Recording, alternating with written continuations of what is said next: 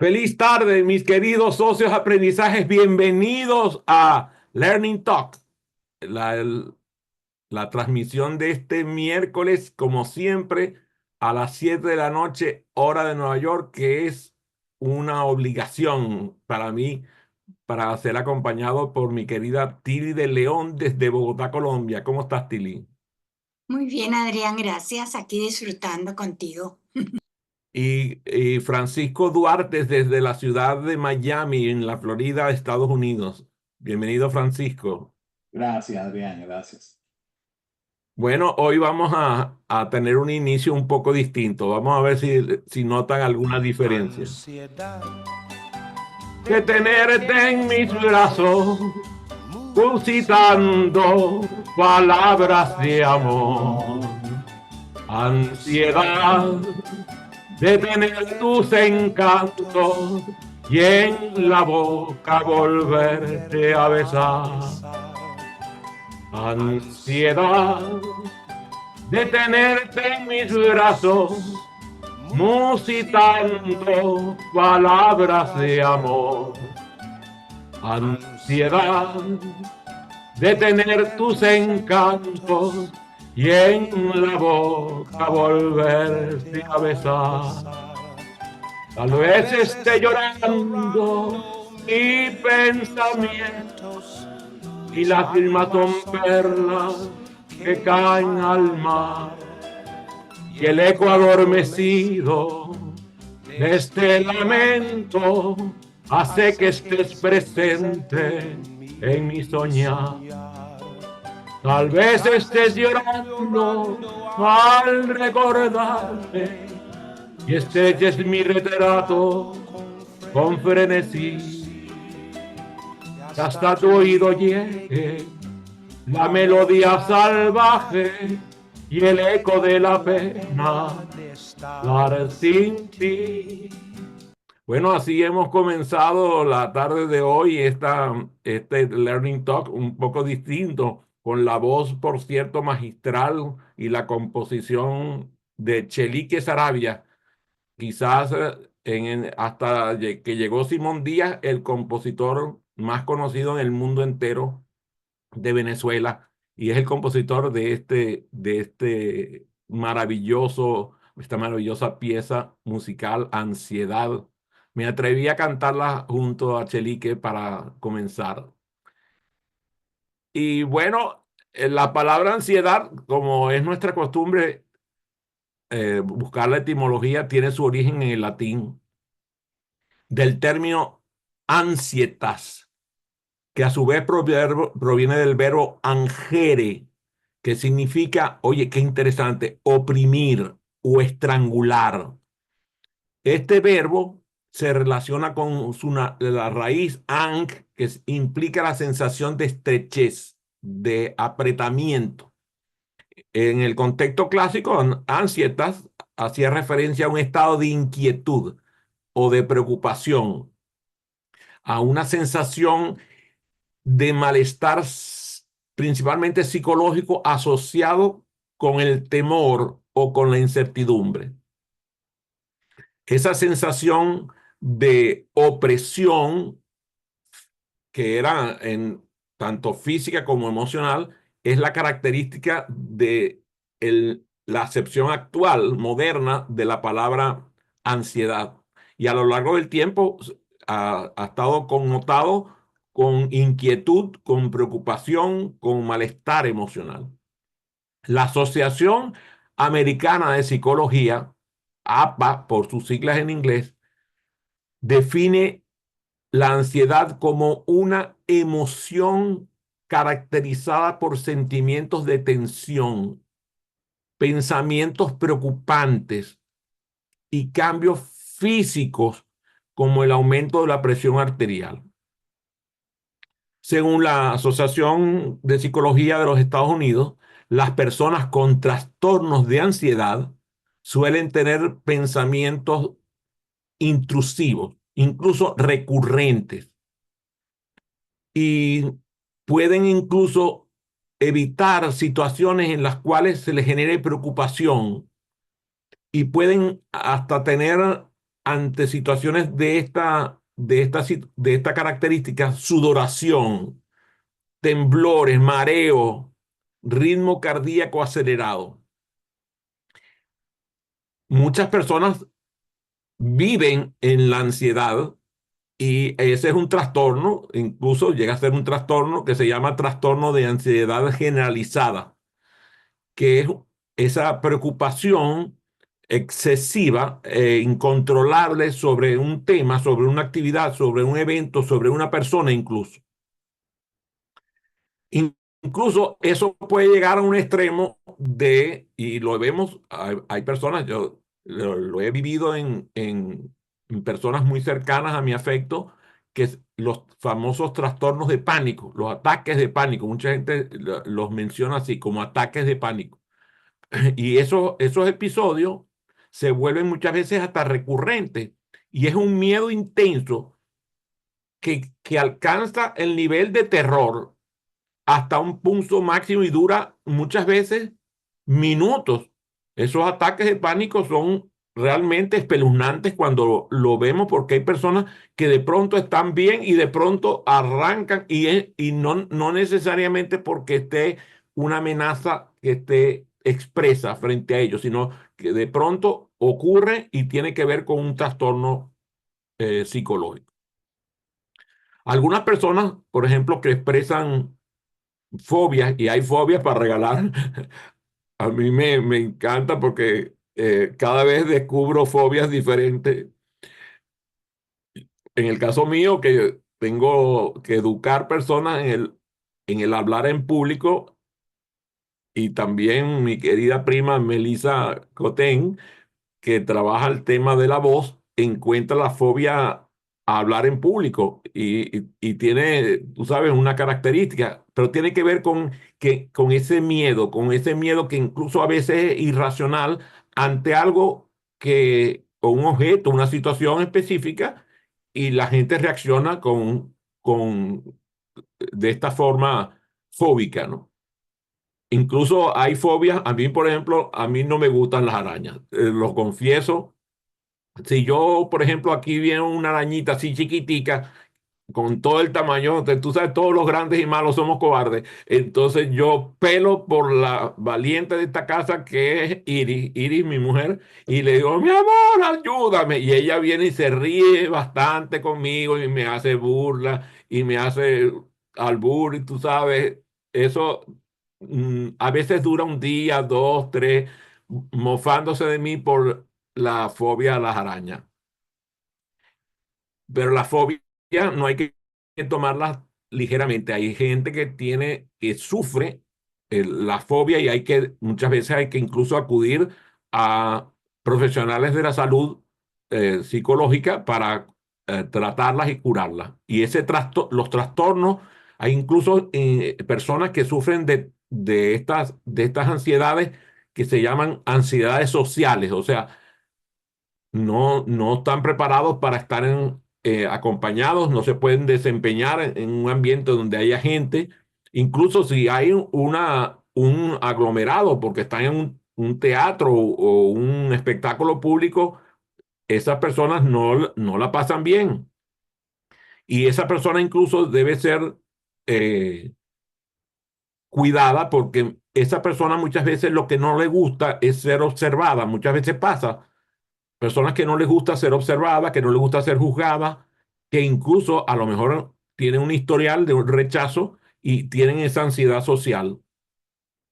Y bueno, aquí tenemos tres personas que estamos felizmente casados. Hay una ansiedad que a mí me interesa mucho, que es la ansiedad de la separación. Cuando estamos muy apegados a nuestras parejas ocurre eso, la ansiedad de la separación. Y claro, hay personas que llegan a somatizar eso, se llegan a enfermar por estar separados de su pareja. Esta semana tuve la oportunidad de salir con una amiga de mi esposa, que está separada por razones muy, muy graves, porque ella está aquí como refugiada de Myanmar, y su esposo no ha podido obtener la visa de los Estados Unidos para poder venir a acompañarla, y tienen ya un año separados. Y ella nos decía que ella la verdad no la está pasando bien, separada de su esposo ya hace un año. Esa ansiedad de separación también es muy fuerte. Ahora, hay ansiedades que son naturales, ansiedades que son respuestas naturales del cuerpo. Ansiedades, por ejemplo, por efectos del estrés o un peligro real, incluso hasta imaginario. La incertidumbre produce ansiedad. Y ese conjunto de respuestas físicas y psicológicas puede incluir, por ejemplo, sudoración, tensión muscular, palpitaciones, dificultad para concentrarse, preocupación excesiva, y todo eso afecta que la capacidad de aprender. Cuando un estudiante vive la ansiedad, su capacidad de concentrarse y por lo tanto de adquirir nuevos conocimientos se ve limitada y a veces eliminada. Ese trastorno, cuando es excesivo o es persistente, se vuelve crónico e interfiere incluso con la vida diaria y causa un malestar muy considerable que muchas veces incluso hay que llegar a tener tratamientos con profesionales de las ciencias de la salud mental. La Asociación Americana reconoce que existen estos trastornos de ansiedad que he mencionado, ¿verdad? Y, claro, existen muchos estudios académicos. Yo les recomiendo que acudan a fuentes confiables, certificadas de fuentes, ya sea de casas universitarias, de hospitales, que tienen estudios académicos que profundizan en el tema de ansiedad. Por aquí nos estamos ocupando principalmente de la ansiedad en los estudiantes. Este es un área de investigación muy activa y cada vez crece más la preocupación por el bienestar mental de los niños, de los jóvenes que están siendo impactados en su rendimiento académico y en su vida en general por la ansiedad. ¿Qué revelan los estudios acerca de la ansiedad y los estudiantes? Primero, que tiene una prevalecencia enorme, que es una alta prevalecencia y que este problema ocurre en todas las edades, desde el preescolar incluso hasta la educación superior, hasta, bueno, me refiero a educación de tercero, cuarto, quinto nivel. Hay varios factores que están asociados a eso. Por ejemplo, la presión académica, incluso la presión que ejercen algunos padres y representantes sobre los niños para que tengan actividades extras a la escolaridad. Entonces vemos padres y madres que para incluso algunas veces con fines de cultivar a sus hijos, con el deseo de que cada vez sean mejores, pero muchas veces no se ponen a pensar que el niño necesita un tiempo para estar tranquilo y jugar. Y entonces lo ponen en actividades extracurriculares y tienen la jornada educativa que dura hasta las 3 4 de la tarde y después de las 3 4 de la tarde continúa hasta las 8 y hasta las 9 de la noche. No dando el tiempo de que el niño juegue y descanse y la pase bien y tenga ocio. Muchas veces lo que pasa también es que los padres y representantes están ocupados. Algunos tienen 2 y hasta 3 empleos. Entonces, resuelven el problema entregando a sus hijos en actividades extraordinarias. Eso trae unas dificultades enormes en los niños y crea ansiedad. Si sumamos la presión académica y la presión de las actividades extracurriculares a los problemas familiares, porque ustedes saben muy bien, no es ajeno a ustedes que el número de familias que están rotas hoy, o sea que los padres están separados, que están divorciados, a veces están divorciados y vueltos a divorciar y son el hijo de él, el hijo de ella, el hijo de los dos, y el hijo del primer matrimonio, el hijo del segundo, el hijo del tercero. Entonces esos problemas se transfieren a los niños o jóvenes y eso produce unos impactos psicológicos importantes. También ocurre con la adolescencia. Cuando los niños están creciendo, que ya están entrando en la pubertad, empiezan los cambios hormonales y los cambios hormonales también crean ansiedad. Y la gente se preocupa muchas veces por los cambios hormonales en las mujeres, pero también el hombre sufre cambios hormonales. Lo que pasa es que muchas veces es como el caso de la mujer es mucho más obvio, con la menstruación y todos los fenómenos que ocurren en la mujer por su desarrollo. Muchas veces nos olvidamos que los hombres también tienen cambios hormonales importantes. Pero por si fuera poco, a eso tienen que sumarle los problemas de salud mental que cada vez aumentan más en la población. Fíjense, la alimentación, como las personas están comiendo realmente de forma inadecuada. Hoy, por ejemplo, escuchaba las cifras de animales, por ejemplo, me voy a ir al caso de los animales, cuya alimentación está prevaleciendo el consumo de maíz. Pero resulta que los perros no están preparados, por ejemplo, para el consumo de maíz, pero están metidos en el alimento. Eso hace que las estadísticas de pronóstico de vida de los perros se haya reducido de manera significativa. También ocurre en el ser humano. Al comer de forma inadecuada, al no tener una alimentación balanceada, al no tener los contenidos que necesita para su buena alimentación, también ocurren problemas de rendimiento y eso genera ansiedad. La ansiedad puede tener consecuencias físicas. Por ejemplo, puede producir dolores de cabeza, puede ser trastornos del sueño, problemas digestivos. Yo hablaba hoy con una estudiante que me contaba que tiene problemas serios digestivos, que incluso le dan cuadros que asemejan a una indigestión. Imagínense, tiene 4 días con un cuadro digestivo de este tipo sin ser atendido por un galeno, sin ser atendida por un médico. ¿Cómo va a ser su desempeño en la escuela? Es imposible que tenga un buen desempeño.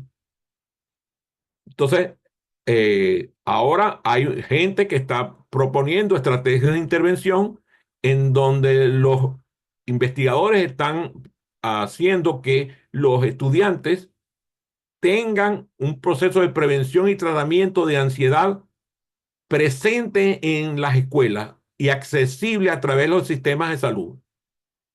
Eso incluye, por ejemplo, terapias psicológicas, técnicas de relajación, el famoso mindfulness que se ha popularizado, incluso cambio en la estructura física de las escuelas. La mayoría de nuestras escuelas están influidas por el sistema industrial de educación. Por lo tanto, las escuelas son ausentes de amor. Las estructuras están hechas como si fueran edificios industriales. Incluso el mobiliario es inadecuado.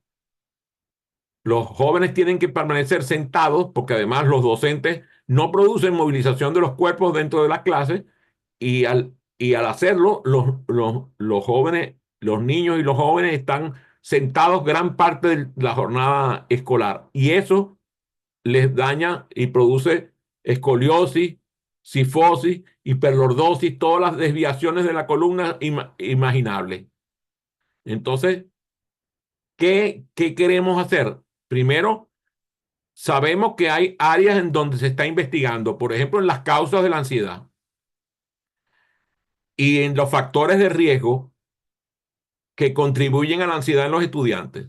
También en los efectos que esta ansiedad produce a largo plazo. Las consecuencias en la salud mental y en el bienestar de los estudiantes. tanto niños como jóvenes como adultos. Y los programas de intervención están buscando reducir la ansiedad en los estudiantes y educar a los docentes y a los padres y representantes de los estudiantes en programas que puedan disminuir la ansiedad y prevenir el desarrollo de la ansiedad en los estudiantes. Algunas de las estrategias las vamos a revisar aquí, porque nosotros podemos educar incluso a los propios estudiantes en el manejo de su ansiedad. Lo primero es explicar al estudiante y hacerle demostraciones de que la ansiedad es una emoción común, que es una emoción que la sentimos todos y que es una respuesta normal a las situaciones que vivimos.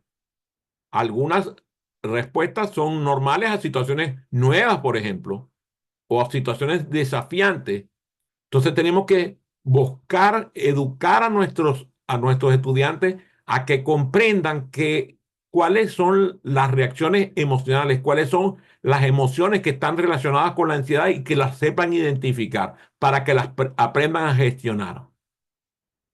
Por otro lado, que el estudiante aprenda a compartir sus experiencias personales, a contar la historia de su ansiedad, la historia sobre sí mismo y cómo incluso maneja su ansiedad para que se les pueda prestar el debido apoyo, que se sientan en la libertad y que tengan además la bienvenida de parte de los docentes y de los padres representantes para poder escucharles activamente y poderlos apoyar en sentirse con una conexión emocional con las personas que pueden proveerle apoyo en situaciones como esta. Incluso si hay un problema ya mayor, que los orienten, ya sea, por ejemplo, a recibir coaching o a recibir atención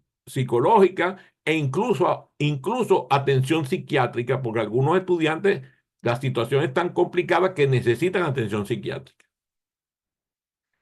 Otra cosa es que se puede aprender a gestionar la ansiedad. Por ejemplo, nosotros en las sesiones de formación de facilitadores le otorgamos a los facilitadores facilitación acerca de técnicas de relajación, ejercicios de respiración profunda, ejercicios de meditación, incluso ejercicios de gimnasia cerebral. Algunos incluso trabajan el yoga de la risa, que es una herramienta maravillosa. Tilly, que está con nosotros aquí en esta sesión, ella está facultada en yoga de la risa y tenemos varios facilitadores nuestros que están facultados en yoga de la risa y nos han educado en algunos ejercicios de esta maravillosa técnica. También en el mindfulness, porque el mindfulness, al fomentar la atención plena, reduce la preocupación por el futuro. Yo les recomiendo que busquen fuentes serias acerca del mindfulness para que vean cómo son esos ejercicios, porque algunos son relativamente sencillos y fáciles de aprender. Nuestro amigo Gustavo Yepes, muy querido, que ahora vive en la ciudad de Madrid, en España, nos ha educado en gestión del tiempo. Y déjeme buscar para compartirle esta frase que le compartía a un estudiante mía el día de hoy con respecto al tiempo, porque la gestión de tiempo tiene que ver precisamente con esta particularidad que hacemos, que quitarle la presión a la gente por el mejor uso de su tiempo. Entonces, aquí le pasé una lista de algunas de las causas principales de pérdidas de tiempo. Por ejemplo, las interrupciones debidas a llamadas eh, de teléfono, las personas que visitan sin previa cita, las reuniones que no son programadas, incluso las reuniones programadas que también quitan tiempo, las situaciones de crisis, que creo que Francisco tiene alguna experiencia de eso, la ausencia de un plan, eh, el tener la falta de orden, la falta de orden y tener los escritorios y las casas desordenadas y abarrotadas, todo lo que tiene que ver con no tener una rutina de manejo del tiempo, todas esas cosas. Por ejemplo, le comentaba hoy yo a una estudiante precisamente porque estaba interesada en el tema de gestión de tiempo. Al nosotros organizar nuestras tareas, establecer nuestras prioridades, tener incluso, nuestro querido Gustavo tiene una modalidad sacada de la matriz de Eisenhower, así se llama la herramienta, para gestión de las prioridades. Y entonces, al poder gestionar las prioridades, se reduce la sensación de sobrecarga que produce ansiedad. Otra herramienta que promovemos es el pensamiento positivo. Y tú sabes, a mí me encanta hablar con Tilly, porque Tilly tiene una manera de reenfocar los pensamientos negativos y reencuadrarlos. Y eso es perfecto para lo que estamos hablando. O sea, poder reestructurar nuestro pensamiento y reemplazarlo por otros positivos.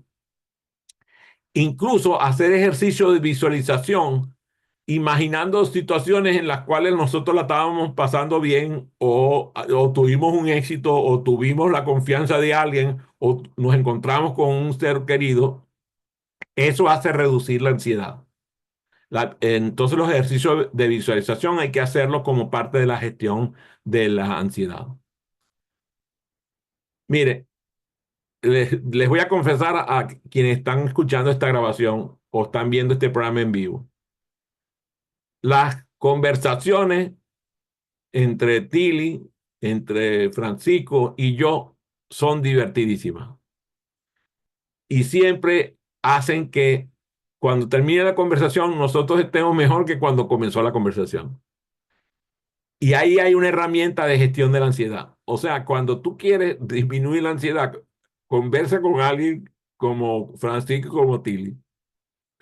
¿Por qué? Porque al conversar en un ambiente seguro y establecer una conversación en donde tú te sientas cómodo para expresar tus preocupaciones y tus emociones, y Tilly es una maestra en eso, ella llega siempre y me pregunta cómo me siento, cómo está mi salud, y siempre yo busco que la respuesta sea una respuesta jocosa, incluso ante momentos en donde la situación no está demasiado bien. Pero como yo no quiero que Tilly se sienta empezar por mi respuesta, le digo una respuesta jocosa y eso le agrada porque me permite a mí primero el reírme sin razón y además expresar mi preocupación, pero con una frase positiva. Y la emocionalidad que se genera ahí es una emocionalidad distinta a si yo llego y digo que a mi mamá la mató un camión y que eso es, tú sabes, cuando ustedes conocen gente así, que se consigue con ustedes y tú le preguntas cómo está, cómo quieres que esté si a mi mamá la mató un camión, ¿verdad? Eso es terrible, que consigues a gente así, oh Dios mío, ¿para qué le haber preguntado? ¿Para qué le haber preguntado? Entonces el conversar y tener gente que te escuche activamente. Mira, Tilly y Francisco, que me conocen a mí bastante bien, saben que yo permanezco bastante callado durante el día. O sea, yo hablo cuando estoy facilitando, pero el resto del día lo paso en silencio. Y a mí, por ejemplo, yo evito las llamadas telefónicas y solamente converso con mi esposa o con mis hijos. Entonces, claro, la verdad es que con mi trabajo de mentor yo tengo que escuchar, no me queda otro remedio. Entonces, el trabajo de mentor me obliga a escuchar y el de facilitador me obliga a hablar. Entonces, tengo un balance. Y esa escucha activa me permite valorar los sentimientos de las personas con las que estoy conversando y, y genera la disposición a colaborar con ellos, a compartir con ellos. Les decía hace poco, hablando de la estudiante que está con el tema de gestión de tiempo, yo inmediatamente que ella me dijo lo que necesitaba, yo me ocupé de buscar fuentes, de buscar literatura, de buscar ayudas para ella. O sea, esa preocupación por servir, por escuchar activamente la petición, es un fomento de la comunicación abierta y eso es parte de la gestión de la ansiedad. Y por último, claro, el acudir a los psicólogos, en el caso del sistema de los Estados Unidos, algunas escuelas cuentan con psicólogos escolares que están de planta, están permanentemente en la escuela. Algunos países no cuentan con esa ventaja. Incluso el acceso a los psicólogos es costosísimo para algunos países. Y eso de verdad que a mí me causa mucha inquietud, porque el poder contar con un psicólogo realmente bueno que haga que el estudiante disminuya su ansiedad y le ofrezca herramientas para manejarla. Incluso el tener un programa de salud mental en la escuela es fundamental porque los estudiantes, al tener acceso a los recursos en comunidad, pueden sentirse cuidados, atendidos. Algunas actividades que pueden hacer los docentes y los facilitadores en aula, por ejemplo, a mí me encanta, y a Tili también, creo que yo no he hablado mucho de eso con Francisco, pero a Tili le gusta mucho el role play. Y el role play permite simular situaciones que generan ansiedad para practicar las habilidades para su afrontamiento. Esa es una herramienta maravillosa para trabajar en la escuela. También realizar proyectos colaborativos.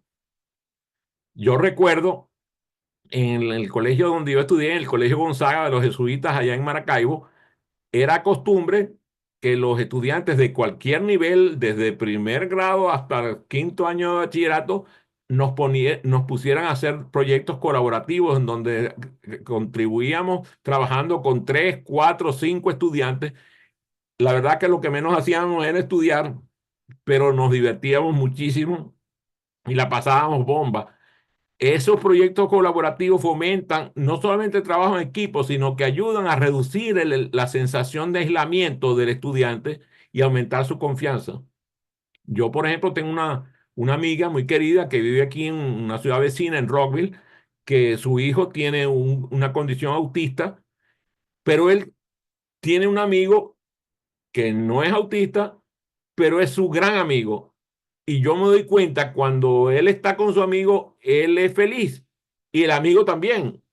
Entonces, como estudian juntos, ellos hacen los proyectos juntos y esos proyectos colaborativos son maravillosos. Una herramienta que yo recomiendo son los diarios de ansiedad, que es animar al estudiante a registrar sus pensamientos y sentimientos ansiosos, identificando así cuáles son los patrones o los desencadenantes de esa ansiedad. Y funciona de maravilla. Los talleres de relajación también se pueden organizar como parte de la actividad comunitaria. Lo que es importante es evitar lo que yo llamo los hocus pocus, o sea, los talleres de relajación que lo hacen personas que lo que tienen una mentalidad como de brujo, ¿no?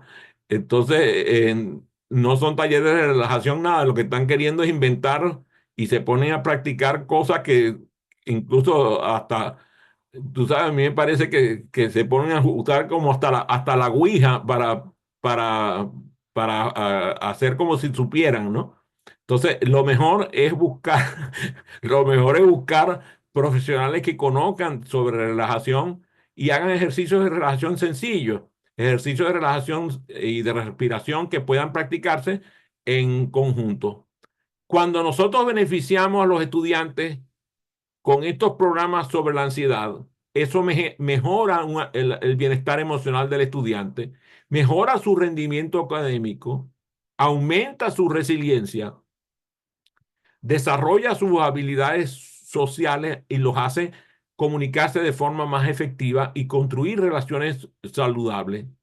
Cada estudiante es único, por lo tanto, la manera de manejar, de gestionar su ansiedad también lo es.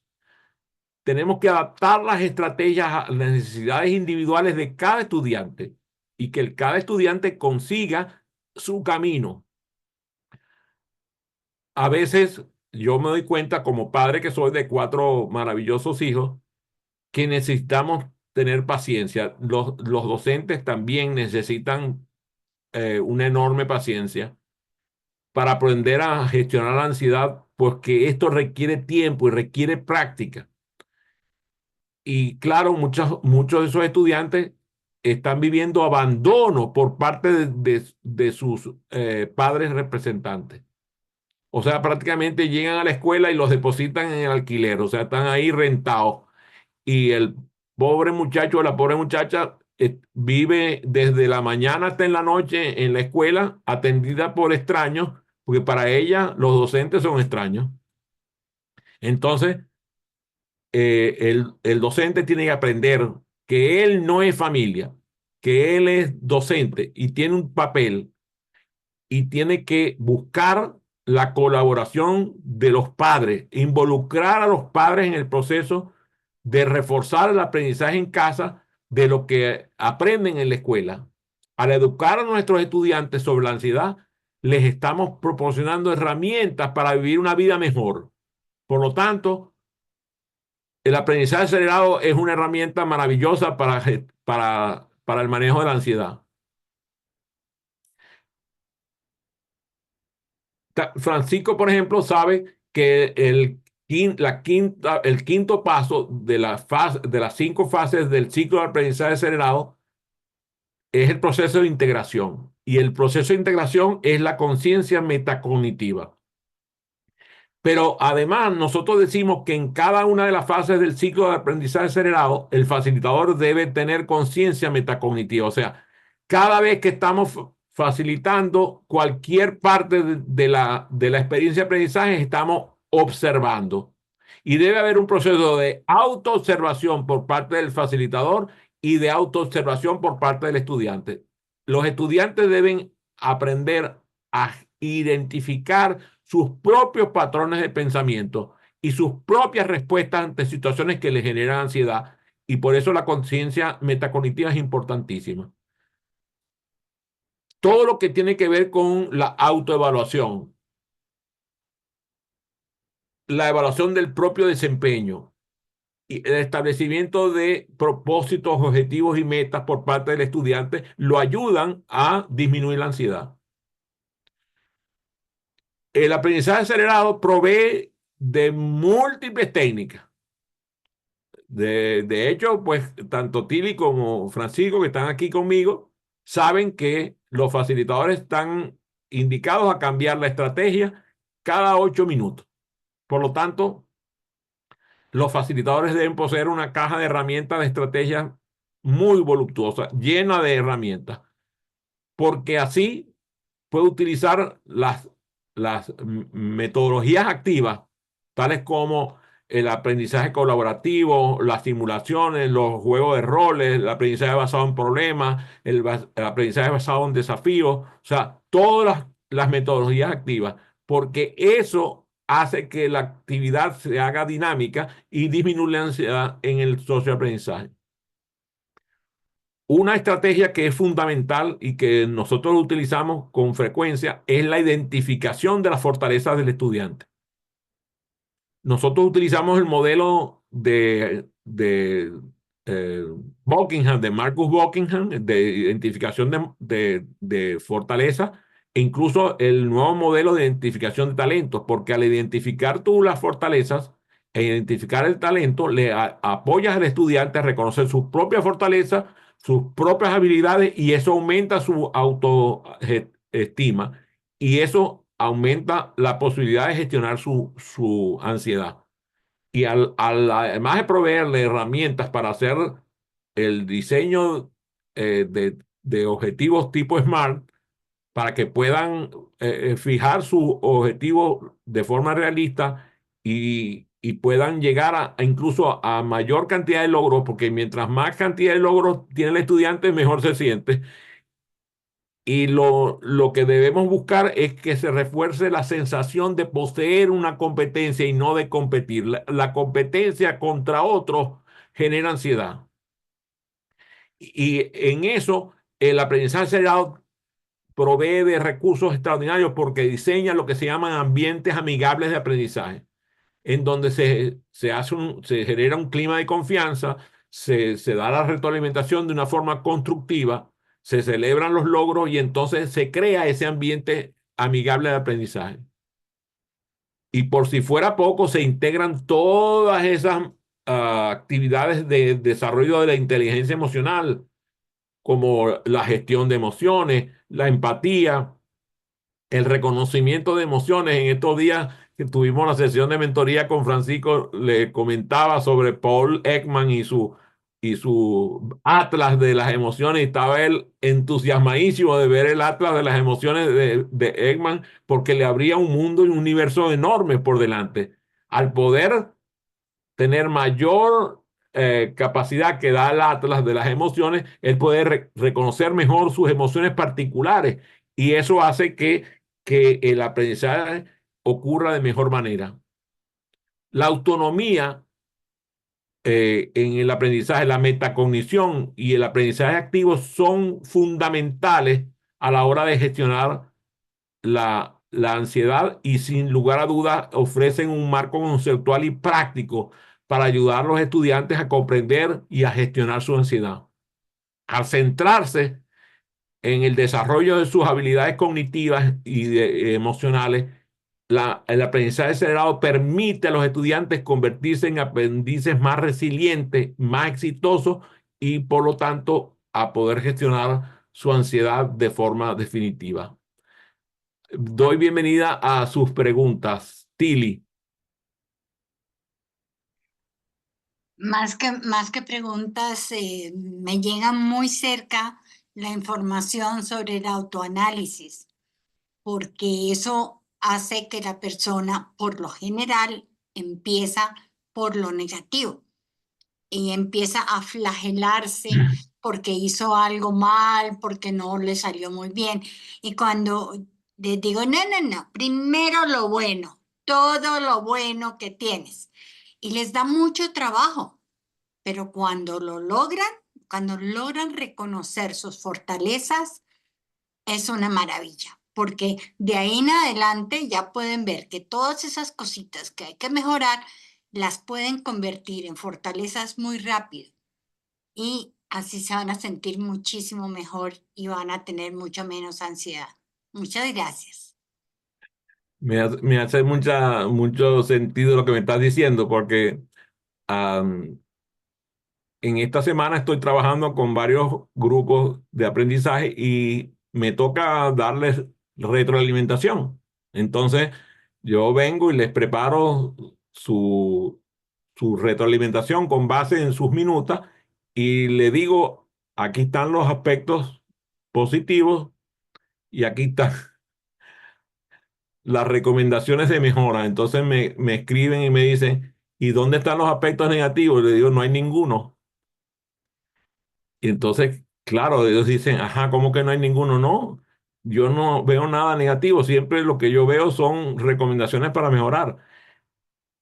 El cambio de mentalidad es definitivo, o sea, el poder reconocer que lo que te están diciendo son cosas que hiciste bien y cosas que te recomiendan mejorar y no te están diciendo que nada de lo que hiciste estuvo mal, cambia la mentalidad del estudiante. Así que gracias por mencionar el tema de la retroalimentación porque es un cambio de lenguaje además que hay que hacer en el estudiante. Gracias, Tilly. Francisco. Bueno, me encantó la idea del diario de ansiedades, nunca la había escuchado y me parece genial, incluso refiriéndome a mí mismo porque me considero una persona ansiosa, me parece fabuloso porque cuando se identifica esa emoción, como tú la defines, de la ansiedad, es mucho más fácil superarla, ¿no? Muchas veces, pues, mientras más se repite una situación que causa ansiedad, eh, pareciera como que no, al no tenerla identificada, no la reconozco. Entonces, eso de tener el diario de ansiedades y poder llevar registro, me parece una idea formidable para tener presente, ¿no? Cuáles son esos aspectos que preponderantemente generan ansiedad, pues, ¿no? Gracias, Francisco. Bueno, me despido de ustedes hasta la semana que viene.